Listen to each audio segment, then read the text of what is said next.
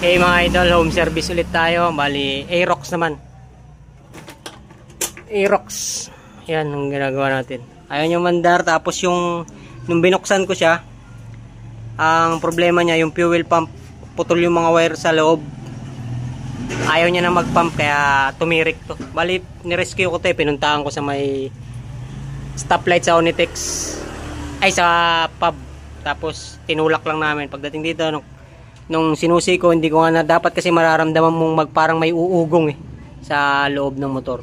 Ito wala. Nung binuksan ko yung tangke, tinanggal ko yung fuel pump. Yun, nakita ko, putol yung mga wire sa loob. Kumbaga namugmug na siya.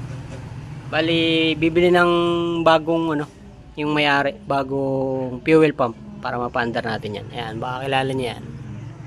Ayan, hindi ginagawa natin. Aerox yan, version 2. Bali, naikabit ko na yung tangke, naikabit ko na rin yung fuel pump. Bali, ang ginawa namin, kasi medyo mahal 3.8 yung fuel pump. Ang ginawa namin, pinahinangan na lang namin yung mga wire na naputol doon sa loob kasi putol yung mga saksakan niya mga sakit, tapos yung mga wire.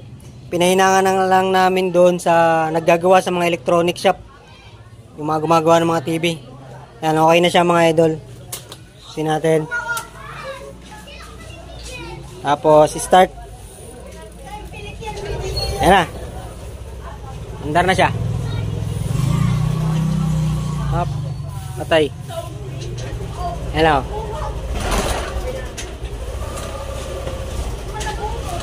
Okay mga idol. Sa mga magpapa-home service, message lang kayo sa page.